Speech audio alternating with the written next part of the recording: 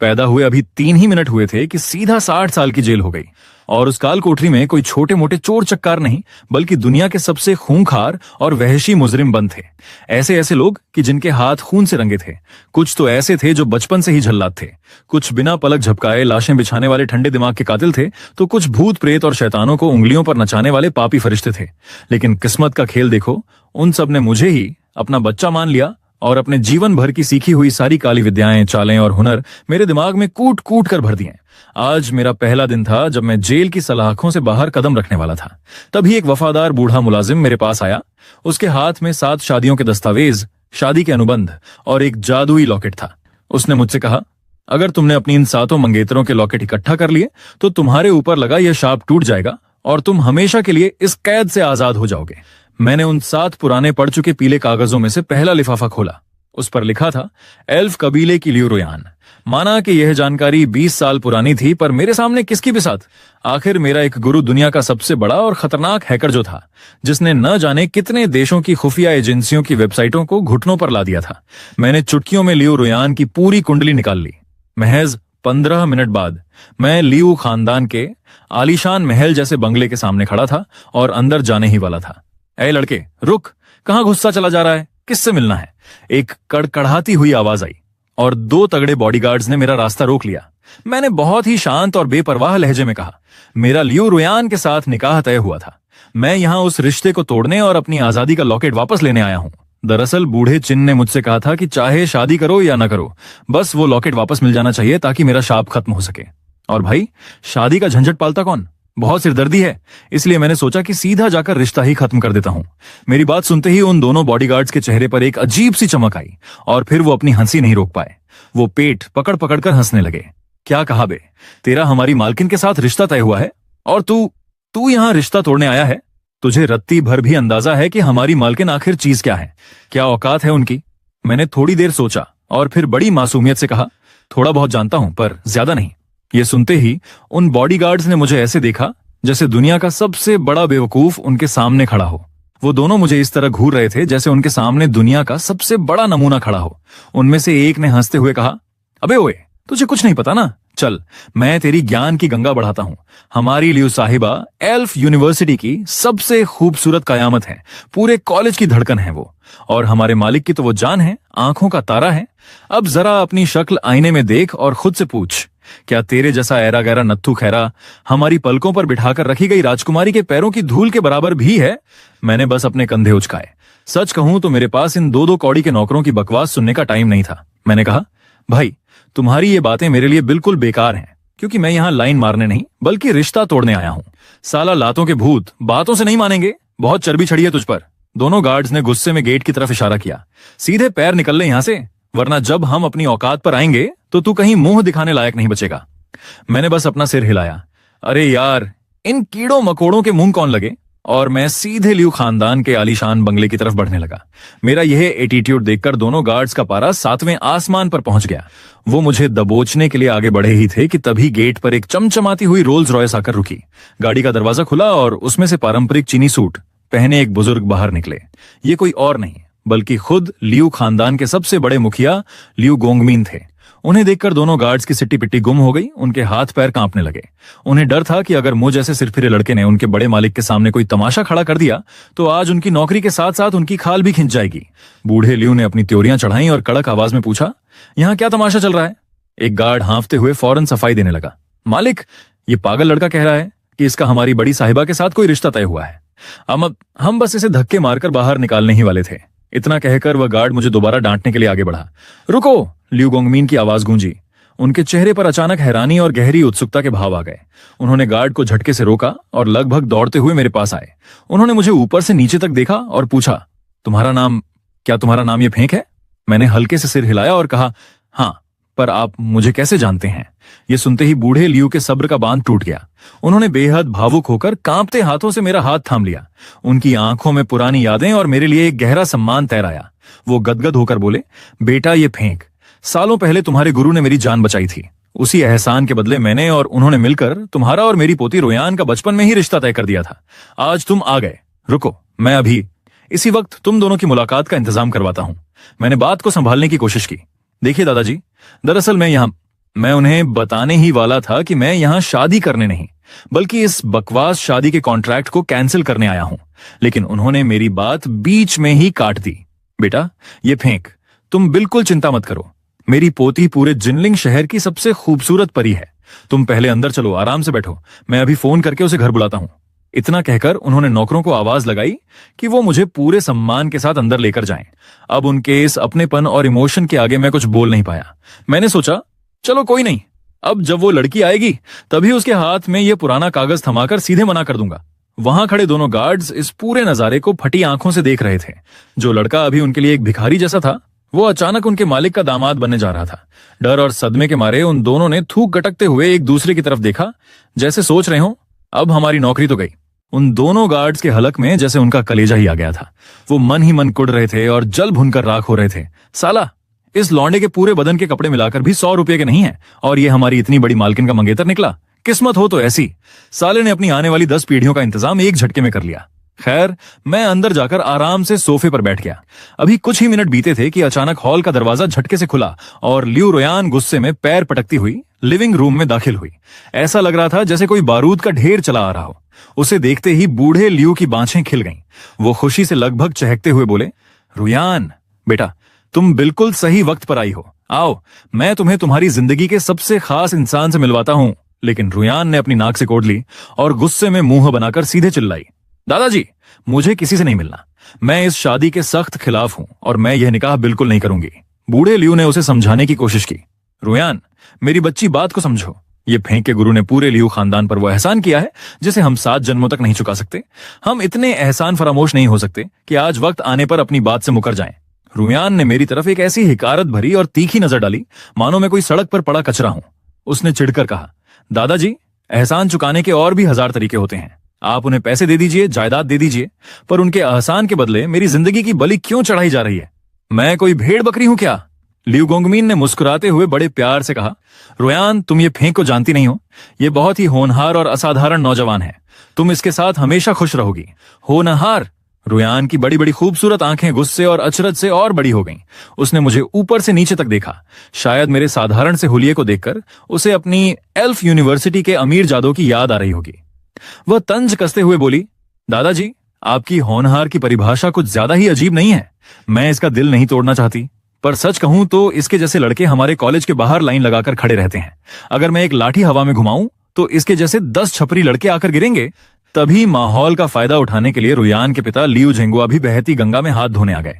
उन्होंने फौरन अपनी बेटी का पक्ष लेते हुए कहा, हाँ बाबूजी, रुयान बिल्कुल ठीक कह रही है। हमारी बेटी के पीछे तो शहर के मेयर का लड़का तक हाथ धोकर पड़ा है। अगर आप रुयान की खुशी के बारे में नहीं सोचना चाहते तो मत सोचिए, पर कम से कम खानदान की इज्जत का तो ख्याल रखिए। इसे किसी भी अहरे गहरे नत्थू खैरा के गले कैसे मर सकते हैं? ये सुनते ही बूढ़े ल्यू का पारा चढ़ गया। उन्होंने जोर से टेबल पर हाथ मारा और गरजते हुए बोले, तुम सब के सब जाहिल हो। तुम्हें क्या खाक पता है? जुगनू की औकात कभी सूरज और चांद के सामने चमकने की होती है क्या? जिन अमीर जादों और सोकॉल्ड रईसों की तुम बात कर रहे हो, वो इस ये फेंक के पैरों की धूल के बराबर भी नहीं है। उनके बाप दादा भी इसके सामने पाद मारते फिरेंगे। मैंने फैसला कर लिया है। मैं आज ही पंडित को बुलाकर शादी का शुभ मुहूर्त निकलवा रहा हूं। रुयान और ये फेंक की शादी होकर रहेगी। एक पल के लिए पूरे हॉल में सन्नाटा छा गया। ल्यू खानदान का हर एक सदस्य हक्का बक्का रह गया।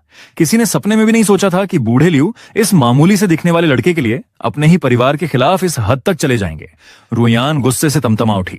उसकी आंखों में आंसू तैराए और उसने पैर पटकते हुए कहा, मैं नहीं मानती।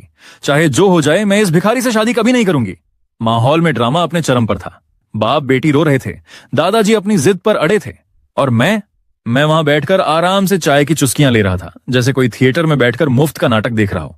जब पानी सिर से ऊपर चला गया तो मैंने धीरे से अपनी चाय का कप टेबल पर रखा, थोड़ा गला खंभाला और बेहद बेपरवाह लहजे में कहा, अरे ओ ड्रामेबाजों, अगर आप लोगों का ये डेली सोप का तमाशा खत्म हो गया हो तो क्या मैं भी अपनी जुबान हिलाने का कष्ट करूं?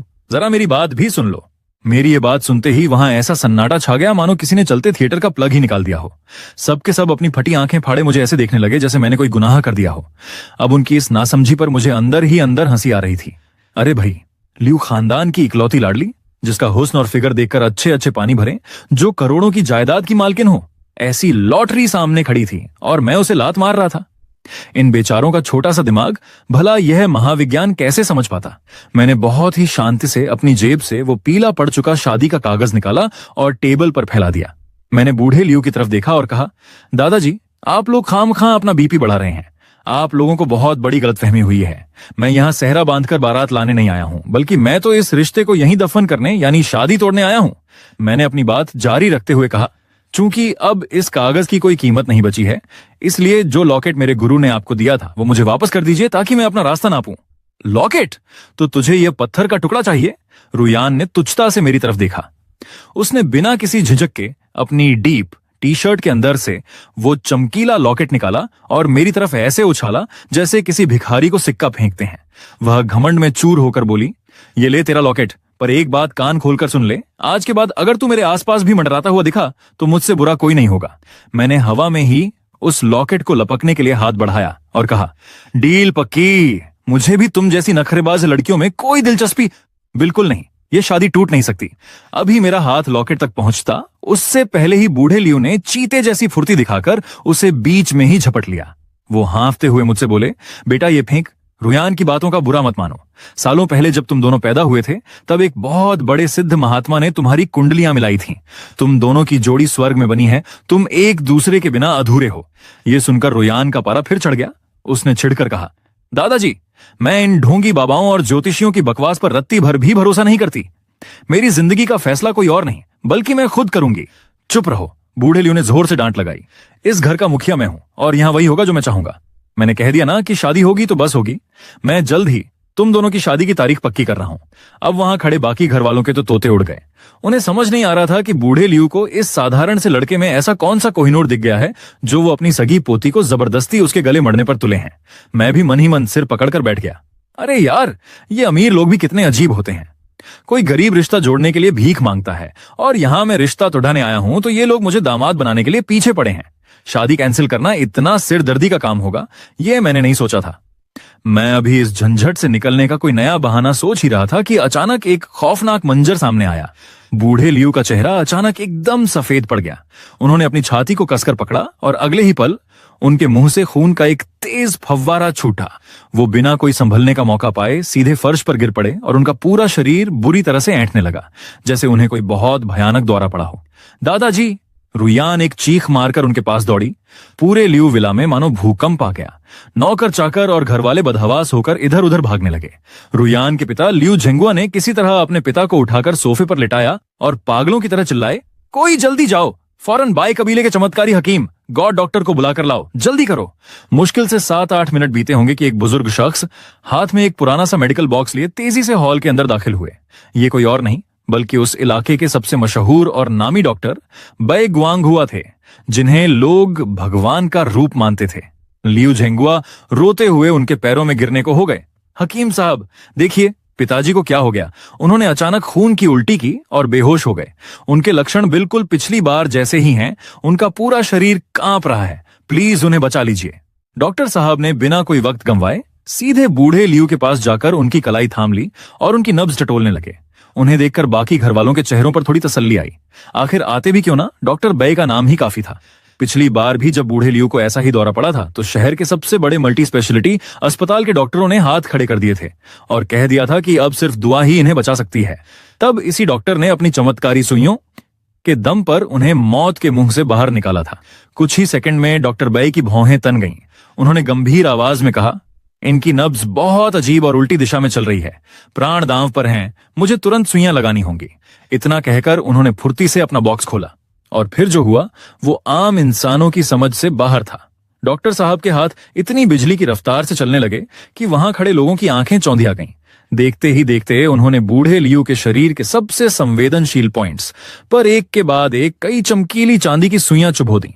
जैसे ही डॉक्टर बै की वो चमत्कारी सुइयां बूढ़े लियू के जिस्म के उन खास पॉइंट्स पर ढंसी, वैसे ही एक जादू सा हुआ। उनका तड़पता और ऐंठता हुआ शरीर बिल्कुल शांत हो गया, मानो किसी ने झटके से मशीन का स्विच बंद कर दिया हो। ये देखकर मेरी आंखों में एक चमक आ गई। मुझे तुरंत अपने 8वें गुरु की याद आ गई, जो तिब्बत की वादियों से लेकर दुनिया के कोने कोने की जड़ी बूटियों और इंसानी नस नस के उस्ताद थे। उन्होंने मुझसे हमेशा कहा था, बेटा आज के दौर में असली और प्राचीन आयुर्वेद और सुई विद्या दम तोड़ रही है। इसे जानने वाले दिग्गज तो कब के मिट्टी में मिल चुके हैं। पर इस बूढ़े डॉक्टर बै की फुर्ती देखकर मुझे लगा, चलो इस बूढ़े के हाथों में थोड़ी बहुत कला तो बची है, बिल्कुल खाली डिब्बा नहीं है ये। लेकिन मेरी यह तारीफ ज्यादा देर टिक नहीं पाई। जैसे ही डॉक्टर बै ने अपने कांपते हाथों से एक और लंबी चांदी की सुई निकाली और उसे बूढ़े लियू के सीने के बिल्कुल बीचों बीच, यानी उनके सबसे संवेदनशील शान जोंग पॉइंट की तरफ बढ़ाने लगे, मेरी त्योरियां चढ़ गईं। मेरा दिमाग तुरंत खतरे की घंटी बजा उठा। मैंने बिना एक पल गंवाए कड़क आवाज में कहा, ओए बुढ़े, रुक रुक जा वहीं पर। डॉक्टर बै का हाथ हवा में ही ठिठक गया। उन्होंने अपनी बूढ़ी तनी हुई भौहों के बीच से मुझे घूर कर देखा और चिढ़कर बोले, क्यों भाई, क्या तुम मुझसे बात कर रहे हो? मैंने बहुत ही आराम से अपना सिर हिलाया और कहा, हाँ तुमसे ही कह रहा हूं। अगर तुम्हारी यह सुई उनके सीने के उस पॉइंट पर धंस गई ना, तो लियू दादाजी सीधे ऊपर का टिकट कटा लेंगे। उनकी बची कुची सांसें भी इसी वक्त थम जाएंगी। जब मैंने पहली बार रुकने को कहा था, तब तो इन लियू खानदान वालों के छोटे से दिमाग में बात घुसी नहीं थी। पर जैसे ही मेरे मुंह से यह निकला कि बुढ़ा मर जाएगा, भाई साहब, पूरे हॉल में ऐसा ब्लास्ट हुआ कि सब के सब आसमान पर कूद गए। अब जरा सोचो, डॉक्टर भाई जैसे भगवान का दर्जा पाए हकीम के सामने कोई 20-22 साल का लड़का आकर ज्ञान पेलेगा तो उनकी ईगो तो हर्ट होगी ही ना। और इन रईस चमचों को लगा कि अगर ये डॉक्टर गुस्सा होकर अपना बक्सा समेटकर चला गया तो इनके बुढ़े का राम नाम सत्य हो जाएगा। रुयान के पिता लियू झेंगुआ पागलों की तरह मुझ पर चिल्लाए, अबे ओए छपरी, तुझे डॉक्टरी का एड भी पता है क्या? कुछ आता जाता है नहीं तो अपना ज्ञान अपने पास रख और मुंह बंद कर। अगर तेरी इस बकवास की वजह से डॉक्टर साहब का मूड खराब हो गया तो तेरे बाप में दम है जो हमारे पिताजी को बचाएगा। रुयान भी अपनी लाल आंखें निकालकर मेरी तरफ झपटी। ये फेंक, तुम अपनी औकात से बाहर जा रहे हो। तुम जानबूझकर मेरे दादाजी को मारना चाहते हो ना, ताकि तुम्हें कोई रोकने वाला ना रहे। लियू खानदान का हर छोटा बड़ा सदस्य मुझ पर ऐसे टूट पड़ा मानो मैंने उनके घर का डाका डाल लिया हो। डॉक्टर बै का चेहरा भी गुस्से से तमतमा गया था। उन्होंने अपनी सफेद दाढ़ी पर हाथ फेरा और बेहद ठंडे मगर जहरीले लहजे में कहा, नौसिखिए लड़के, तेरी इतनी हिम्मत कि तू मेरी बरसों की साधना और मेरी डॉक्टरी पर उंगली उठा रहा है। मैंने उनकी तरफ देखा, एक ठंडी सांस ली और मुस्कुराते हुए कहा, अरे हो झोला छाप डॉक्टर, तेरी इस बकवास डॉक्टरी पर उंगली उठाने की बात तो दूर, तू इस लायक भी नहीं है कि मैं तेरी काबिलियत पर शक करने में अपना कीमती समय बर्बाद करूं। मैं तो बस इसलिए बोल पड़ा क्योंकि मुझे ये बूढ़े दादाजी थोड़े भले इंसान लगे। मैं नहीं चाहता कि बेचारे सीधे साधे बुजुर्ग तुम जैसे एक नियम हकीम खतरे जान के हाथों तड़प तड़प कर मर जाएं। साहब, ये सुनना था कि डॉक्टर बै का चेहरा लाल से सीधे हरा नीला पड़ गया। उनकी इतनी बड़ी जिंदगी में आज तक किसी माए के लाल की यह मजाल नहीं हुई थी कि उन्हें भरे बाजार में झोला छाप या योंगी कह दें। उनकी तो रूह ही कांप गई गुस्से के मारे, और यहां लियू परिवार का तो पूरा सिस्टम ही हैंग हो गया। रुयान गुस्से से इस कदर पैर पटकने लगी कि फर्श ही टूट जाए। वह रोते हुए चिल्लाई, ये फेंक, तुम सिर्फ एक नंबर के लालची और घटिया इंसान हो। तुम मेरे दादाजी की जान के दुश्मन बने बैठे हो ना। तुम्हें यही लॉकेट चाहिए था ना, ये लो, पकड़ो अपना यह मनहूस पत्थर और दफा हो जाओ मेरी नजरों के सामने से, चले जाओ यहां से। उस नखरेबाज लड़की ने आव देखा न ताव वो चमकीला लॉकेट दोबारा हवा में उछाला और मुंह फुलाकर चिल्लाई, ये पकड़ अपनी ये मनहूस चीज और दफा हो जा मेरी नजरों के सामने से, निकल जा यहां से। मैंने बड़ी फुर्ती से हाथ बढ़ाकर हवा में ही उस लॉकेट को दबोच लिया। मन ही मन सोचा, चलो भाई, जिसके लिए आए थे वो माल तो मिल गया। अब ये बुढ़ा मरे या जिए, मुझे क्या। मैं चुपचाप पलटा और बिना कोई नखरा दिखाए गेट की तरफ बढ़ने लगा। मेरे जाते ही पीछे लियू खानदान वाले डॉक्टर बै के तलवे चाटने में लग गए। रुयान के पापा हाथ जोड़कर गिड़गिड़ाए, हकीम साहब, आप उस सिरफिरे की बातों का बुरा मत मानिए, साला पागल था। हमें क्या पता था कि वो आपकी तौहीन कर देगा, वरना हम उसे लात मारकर बहुत पहले ही बाहर फेंक चुके होते। बाकी के चमचे भी सुर में सुर मिलाने लगे। हाँ डॉक्टर साहब, उस छपरी का हमारे लियू परिवार से कोई लेना देना नहीं है। आप प्लीज अपना मूड खराब मत कीजिए। डॉक्टर बै ने अपनी उंगलियों के बीच उस चांदी की सुई को थोड़ा घुमाया, चेहरे पर एक झूठी दार्शनिक सी मुस्कान लाए और बोले, आजकल के इन लफंगे नौजवानों का यही हाल है। पल्ले ढेले भर का ज्ञान नहीं होता, पर उस्तादों के सामने आकर ऐसे पूंछ हिलाते हैं जैसे सब यही जानते हों। खैर छोड़ो उस मूर्ख को, मेरे लिए मरीज की जान पहले है। इतना डायलॉग मारकर डॉक्टर बै ने पूरी चौधराहट के साथ वो लंबी सुई सीधे बूढ़े लियू के सीने के बीचों बीच शान झोंग पॉइंट पर धंसा दी। खां खां, उफ हुफ। सुई चुभते ही बूढ़े लियू के सीने में एक जबरदस्त झटका लगा। उन्होंने जोर जोर से खांसना शुरू किया और धीरे धीरे उनकी आंखें खुल गईं। ये देखते ही पूरे हॉल में तालियां गूंज उठीं, मानो कोई मैच जीत लिया हो। लोग चिल्लाने लगे, अरे वाह, दादाजी होश में आ गए। डॉक्टर साहब, आपकी विद्या तो साक्षात भगवान जैसी है, चमत्कारी पुरुष हैं आप। कुछ लोग तो तुरंत दूर जाते हुए मेरे पीठ पीछे झर उगलने लगे। मैंने तो पहले ही कहा था वो लड़का साला फ्रॉड था। ज्ञान तो छोड़ो, साले की नीयत ही खराब थी। हमारे भगवान जैसे डॉक्टर साहब पर उंगली उठा रहा था। लेकिन इन बेचारों की ये खुशी मुश्किल से 5 सेकंड भी नहीं टिक पाई। अभी बूढ़े लियो ने ढंग से आंखें खोली भी नहीं थी कि अचानक उनकी आंखें पूरी तरह ऊपर की तरफ खींच गईं, पुतलियां उलट गईं और वो दोबारा सोफे पर ढह गए। लेकिन इस बार न तो उनका शरीर कांप रहा था और न ही वो खांस रहे थे। उनकी छाती बिल्कुल थम चुकी थी, यानी ऊपर से सांस बाहर तो आ रही थी पर अंदर जाने का नाम नहीं ले रही थी। डॉक्टर बै का चेहरा पल भर में ऐसा पीला पड़ा जैसे किसी ने सारा खून निचोड़ लिया हो। उन्होंने कांपते हाथों से बूढ़े लियो की नब्ज टटोली, फिर अपनी उंगली उनकी नाक के पास ले गए। उनकी खुद की सांस अटक गई। वो हकलाते हुए बोले, ये तो सांस थम गई, खेल खत्म हो गया। क्या? पूरे लियो खानदान के पैरों तले जमीन खिसक गई। विला में कोहराम मच गया। औरतें रोने चीखने लगीं। डॉक्टर साहब कुछ कीजिए, आप तो भगवान हैं, ऐसे कैसे हार मान सकते हैं? तभी डॉक्टर बै के दिमाग में मेरे कहे शब्द किसी हथौड़े की तरह गूंजे। नेगवान, शिजे, वेंजोंग और शानझोंग पर सुई लगाते ही मौत। उन्हें समझ आ गया कि मैंने जो कुछ भी कहा था वो कोई तुक्का नहीं बल्कि शुद्ध और अचूक डॉक्टरी विज्ञान था। उनकी आंखें फटी की फटी रह गईं। वो पागलों की तरह चिल्लाए, रुको, रोना धोना बंद करो, जल्दी जाओ और उस लड़के को वापस बुलाओ, दौड़ो, सिर्फ वही इस बुढ़े को यमराज के चंगुल से छीन सकता है। जल्दी करो, वरना कुछ ही पलों में ये शरीर पूरी तरह ठंडा हो जाएगा। ये सुनकर लियो परिवार के तो जैसे तोते ही उड़ गए। जो लड़का अभी इनके लिए एक भिखारी था वो अचानक इनका आखिरी तिनका बन चुका था। रुयान ने अपनी आंसुओं से भरी आंखें पोंछी और सबसे पहले होश में आते हुए पूछा, डॉक्टर साहब, क्या आपका मतलब ये फेंक से है? क्या वो दादाजी को बचा सकता है? डॉक्टर बै ने पूरी संजीदगी से सिर हिलाया और कहा, हाँ, इस वक्त पूरी दुनिया में सिर्फ वही एक शख्स है जो इन्हें मौत के मुंह से खींच सकता है। भागो, देर मत करो। अगर वो इस गेट से बाहर निकल गया तो लियो गोंगमीन को कोई नहीं बचा पाएगा। अब लियो खानदान वालों के पास अपनी ईगो दिखाने का जरा सा भी वक्त नहीं था। वो अपनी चप्पलें हाथ में उठाए पागलों की तरह गेट की तरफ दौड़े। वो सब के सब अपने आलीशान बंगले से बाहर की तरफ ऐसे भागे मानो पीछे भूत पड़ा हो। उन्हें डर था कि कहीं मैं दूर न निकल जाऊं। अभी मेरे कदम लियो खानदान की दहलीज से बाहर निकले ही थे कि पीछे से हाहाकार मचाती हुई आवाजें आने लगीं, ये फेंक, अरे ओ भाई रुको, जरा सुनो तो सही। लियो झेंगुआ और उनके पीछे बाकी के चमचे हांफते कांपते हुए दौड़कर मेरे सामने आ खड़े हुए। मैंने पलटकर देखा और बड़े ही ठंडे बेपरवाह लहजे में पूछा, अब क्या बात है? मेरा लॉकेट तो मेरे पास है, फिर रास्ता क्यों रोक रहे हो? लियो झेंगुआ ने हाथ जोड़कर गिड़गिड़ाते हुए कहा, वो पिताजी। आपके जाते ही वो होश में तो आए थे पर अचानक फिर से गिर पड़े। इस बार तो उनकी धड़कन और सांस दोनों गायब हैं। प्लीज चलो और उनकी जान बचा लो। मैंने बहुत ही सुकून से अपनी जेब में हाथ डाला और अपने मुंह से सिर्फ 2 शब्द निकाले, नहीं बचाऊंगा। इतना कहकर मैं दोबारा आगे बढ़ने लगा। ये सुनते ही लियो झेंगुआ का अमीर ज्यादा घमंड जाग उठा। भाई साहब शहर के रईस आदमी हैं, रोज सैकड़ों लोग इनके आगे पीछे दुम हिलाते हैं। आज तक किसी ने इन्हें ना कहने की हिम्मत नहीं की थी और यहां मैं उनके मुंह पर तमाचा मारकर जा रहा था। उनसे ये बेइज्जती बर्दाश्त नहीं हुई। वो गुस्से में तमतमाकर चिल्लाए, साले छपरी, तेरी इतनी हिम्मत! गार्ड्स, घेरो इसे!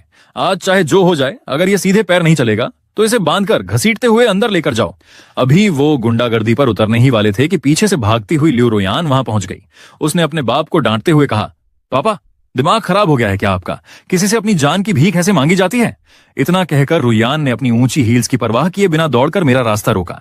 इस बार उसके चेहरे का वो एल्फ यूनिवर्सिटी वाला घमंड गायब था। वह बेहद तमीज से बोली, ये मिस्टर ये फेंक, प्लीज रुकिए।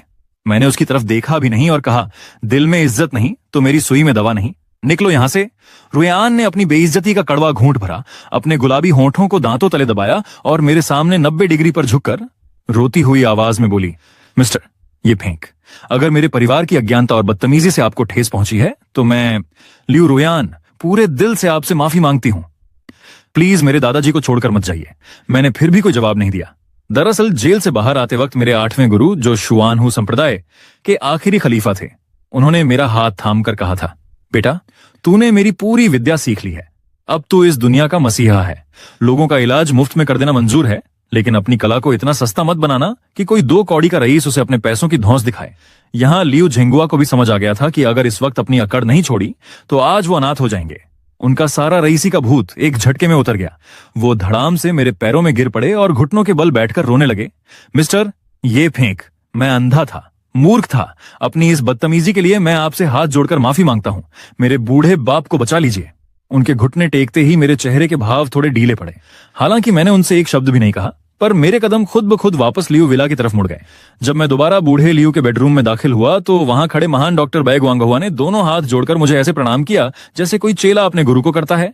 वो हकलाते हुए बोले, उस्ताद ये फेंक, मुझसे बहुत बड़ी भूल हो गई। मैं इस दुनिया का सबसे बड़ा मूर्ख हूं जो आपकी काबिलियत को पहचान नहीं पाया। प्लीज लियू साहब को यमराज के घर से वापस ले आइए। इतना कहकर उन्होंने बक्से से निकालकर चांदी की सुइयों का एक बिल्कुल नया चमचमाता हुआ सेट मेरे हाथों में थमा दिया। मैंने उस पैकेट को लिया और बिना कोई नखरा दिखाए हवा में एक झटका देकर सारी सुइयों को बूढ़े लियू के शरीर के ऊपर उछाल दिया। इसके बाद जो मंजर वहां दिखा उसने डॉक्टर बै की 70 साल की डॉक्टरी और उनके पूरे होश उड़ा दिए। भाई साहब, उनका तो पूरा मेडिकल साइंस ही कोमा में चला गया। वो क्या देखते हैं कि वो दर्जनों चांदी की सुइयां फर्श पर गिरने के बजाय बूढ़े लियू के जिस्म से ठीक कुछ इंच ऊपर हवा में ही ठहर गईं। वो सारी सुइयां हवा में तैर रही थीं और उनकी नोक किसी अदृश्य ऊर्जा की वजह से थरथरा रही थीं। डॉक्टर बै की आंखें फटी की फटी रह गईं। उनके मुंह से चीख निकली, ई की यूजिन, यानी अपनी आंतरिक ऊर्जा की से सुइयों को नियंत्रित करना। ये तो देवताओं की कला है। मैंने उनकी बकवास पर ध्यान नहीं दिया। मैंने हवा में तैरती सुइयों की तरफ देखा, अपनी आंखें थोड़ी सिकोड़ी और अपना हाथ धीरे से नीचे की तरफ दबाया। जैसे ही मेरा हाथ नीचे हुआ वो सारी सुइयां मानो किसी वफादार फौज की तरह हुक्म पाकर एक के बाद एक बेहद सटीक तरीके से बूढ़े लियू के सबसे गहरे और जादुई पॉइंट्स गुआन्युआन, किहाई, भाई हुई और तयांग में धंसती चली गईं। ये नजारा देखकर डॉक्टर बै का दिल जैसे धड़कना ही भूल गया। वो घुटनों के बल फर्श पर बैठ गए और पागलों की तरह बड़बड़ाने लगे, ये तो ज्यूयांग हुआनहुन जिन, 9 सूर्यों की रूह लौटाने वाली सुई विद्या है जो मर चुके इंसान की आत्मा को भी वापस खींच लाती है। भगवान, आज मैंने साक्षात यमराज को हारते देखा है। यह ज्यूयांग हुआनहुन जिन, 9 सूर्यों वाली आत्मा लौटाने वाली सुई है।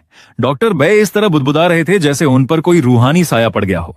उनकी पूरी दुनिया, उनका घमंड, उनका मेडिकल साइंस, सब उस एक पल में ताश के पत्तों की तरह ढह गया था। लियू झिंगुआ ने हैरान होकर पूछा, अरे हकीम साहब, आखिर ये 9 सूर्यों वाली सुई है क्या भला? डॉक्टर बै का चेहरा सफेद पड़ चुका था, जैसे कोई भूत देख लिया हो। उन्होंने कांपती उंगलियों से मेरी तरफ इशारा करते हुए कहा, अरे चुप रह, मैं कोई भगवान नहीं, मैं तो बस एक नाचीज मदारी हूं। असली जादूगर तो ये फेंक हैं, ये फेंक। ये वो हस्ती हैं जिनके आगे मेरी सारी डॉक्टरी कूड़े के ढेर के बराबर है। तभी एक धमाका हुआ। लियू झिंगुआ ने देखा कि उनके पिता लियू गोंगमीन, जो अभी अभी मौत की दहलीज लांघ चुके थे, वो अचानक पलंग पर सीधे उठकर बैठ गए। उन्हें कुछ समझ नहीं आ रहा था कि हुआ क्या, पर जब घर वालों ने उन्हें पूरी कहानी सुनाई तो वो झटके से बिस्तर से कूदकर नीचे आए। बेटा ये फेंक, तूने तो आज मेरी दूसरी जिंदगी लिख दी है। अगर तू ना होता तो आज मैं यमराज के साथ लूडो खेल रहा होता। शुक्रिया बेटा। बूढ़े ने बड़े प्यार से मुझे बेटा कहकर पुकारा। मैंने उनकी तरफ एक तिरछी नजर डाली और सोचा, वाह भाई, बंदा कितना चालू है। 1 मिनट पहले तो मैंने साफ साफ कहा था कि रिश्ता तोड़ रहा हूं और ये बुढ़ा अभी भी बेटा और दामाद वाले लूप में अटका है। मैंने बस एक हाथ हिलाया और कहा, ज्यादा इमोशनल मत होइए दादाजी, ये तो बस एक छोटा सा काम था। अब अगर काम हो गया हो तो मैं यहां से निकलूं। मुझे और भी बहुत से बेकार के कामों में अपना समय बर्बाद करना है। इतना कहकर मैं बिना मुड़े वहां से चलने लगा। अभी मैं गेट तक पहुंचा ही था कि डॉक्टर बै, जिनकी उम्र 70 पार थी, वो मेरे पैरों पर आकर लौट गए।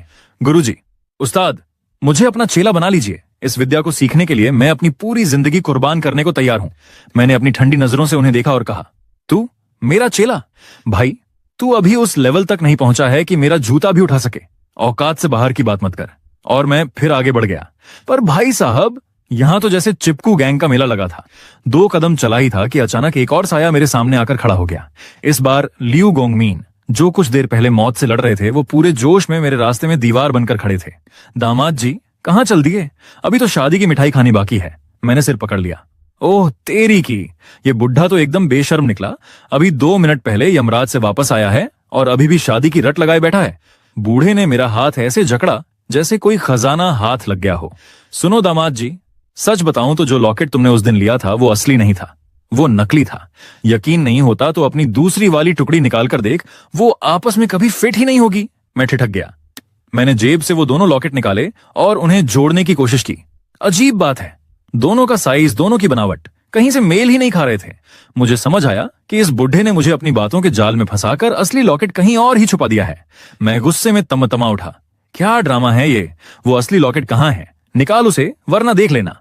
बूढ़े लियू ने अपना सारा रुतबा, सारा खानदानी भौकाल साइड में रख दिया और एक गली के टपोरी की तरह बोला, नहीं दूंगा, चाहे तू मेरी जान ले ले, पर वो लॉकेट तभी मिलेगा जब तू मेरी पोती रुयान से शादी करेगा, वरना भूल जा कि वो कभी तुझे मिलने वाला है। ये देखकर लियू रुयान का तो पारा ही 7वें आसमान पर पहुंच गया। वो अपनी आंखें घुमाते हुए बोली, दादाजी क्या हो गया है आपको? आपकी पोती के भाव इतने भी कम नहीं हैं कि किसी के गले मढ़नी पड़ जाए। मैं कोई बची हुई चीज हूं क्या जो हर किसी को पकड़ा रहे हैं? उसके पीछे खड़े पिता लियू झेंगुआ और मां झू लैन भी अपनी बेइज्जती के मारे अपना मुंह छिपाने लगे। हाँ पिताजी, आप एक नामी खानदान के मालिक हैं, कोई सड़क छाप बिचौलिए नहीं। ये सब क्या तमाशा है?